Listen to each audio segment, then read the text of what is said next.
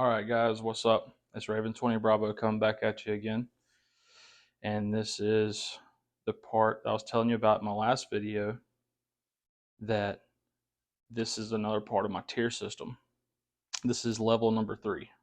First you have EDC, and then I have my sustainment pouch, and now sustainment bag, and now we're going to the SOG bag. This is when I realize that I'm in deep, that I don't have any other option other than I have to potentially defend myself and get my family to our either bug out location or home at this point in time. So this is a SOG responder bag. It has on the front, as you can see, it has 3 AR or AK mag pouches. They hold 2 mags apiece. They have the Velcro flaps to cover it, so if you're cutting through a wooded area, the magazine pouches and the magazines don't get twigs and grass and all sorts of gunk in them.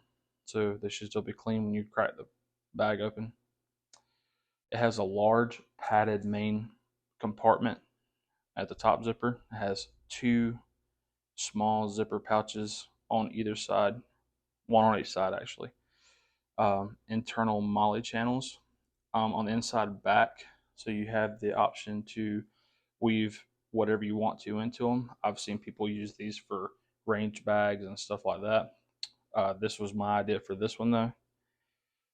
When it's empty, it weighs 1.3 pounds. The bag is 11.5 liter capacity, and the dimensions are 8.1 inches wide, 11.3 inches high, and 4.4 inches deep. That is from the back of the magazine pouches back to the molly webbing. And as you can see, I have mine full. The purpose of this is, as my third tier, is worst case scenario. We're either out and about on the town or we are on vacation. That was the main purpose of why I bought this bag, was to have my third tier as part of my vacation kit. If we're 200 miles from home, etc., and I had no other option other than to grab this bag and my bug out bag in the car, we could take off. But this was generally for, I'm out and about on the town. We have my bug out bag in the hotel room.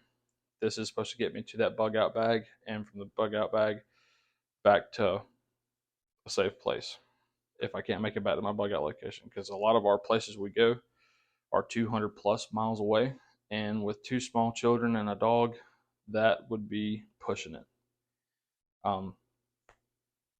So until we can find a way of transportation or whatever, this is what I'm stuck with. This in a bug out bag.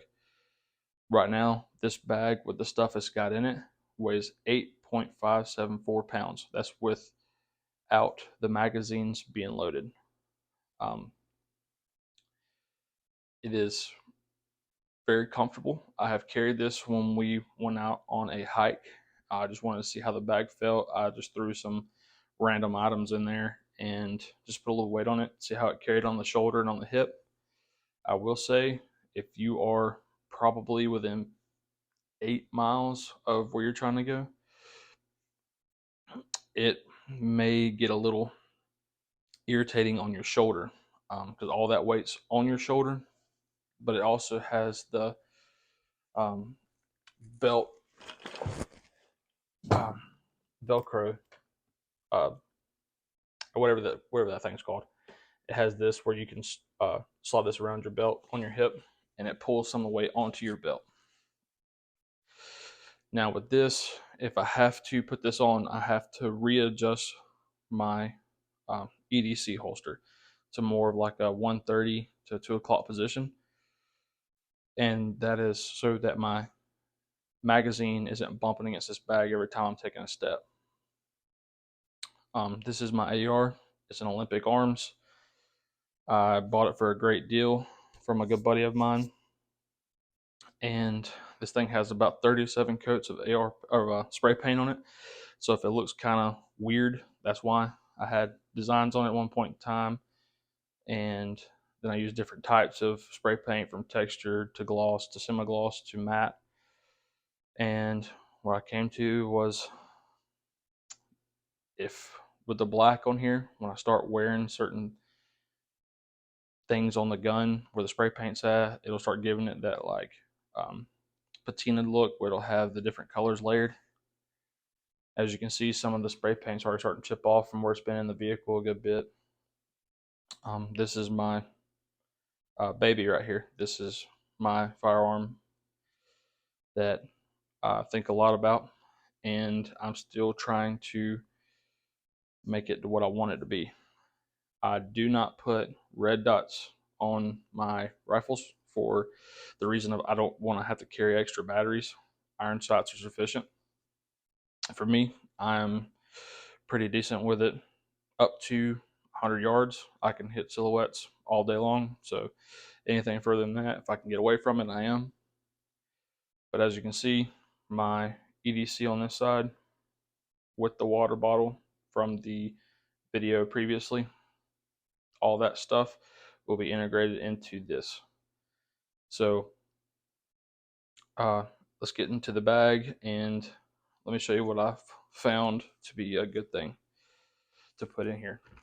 I have some of the items from the other bag was integrated in this bag, just to try to give you an example of what I mean by my tier system. So everything just kind of flows together. Here's my 6 mags. They're unloaded at the time. I unloaded them for the video just for purposes of me not struggling throwing this bag around. Number one thing on top is chem light for signaling. I also have a 12-foot hank of paracord. Dummy corded to this is my flashlight, because on this back zipper here, I'll only use the front one. So on the back zipper here, this will dangle out, and it has my Phoenix flashlight that I integrated into the bag, and also a magnesium bar with the striker. Coming straight out of the other bag is the IFAK I was telling you about. It has a tourniquet, triangle bandage, and the Officer Patrol pocket trauma kit. And this right here is one of my new things I have bought.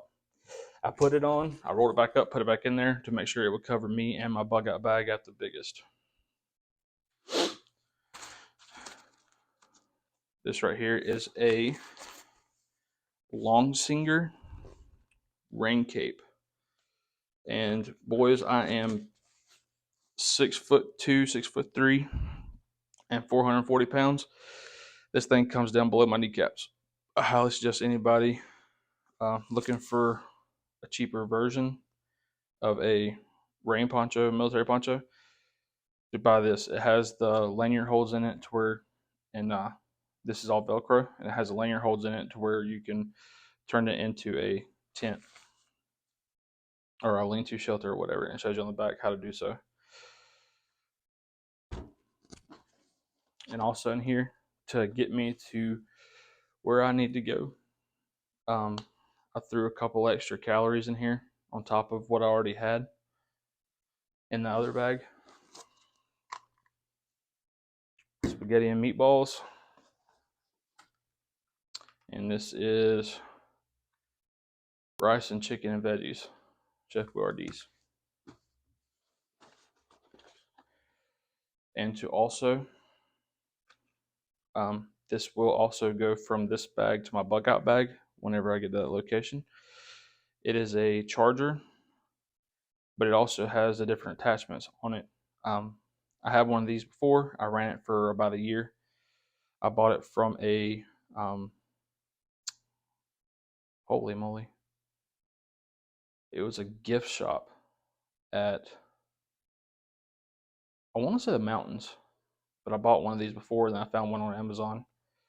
It's got the different type of chargers on here, so it don't matter what devices you have, it'll charge. And it also has the one right here, the USB-C for my headlamp.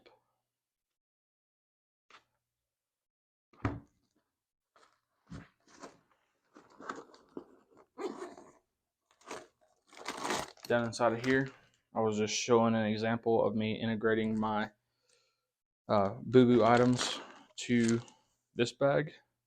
This was the um, band-aids, gauze, and stuff on this side, medications on this side, and then the eczema cream and the chapstick.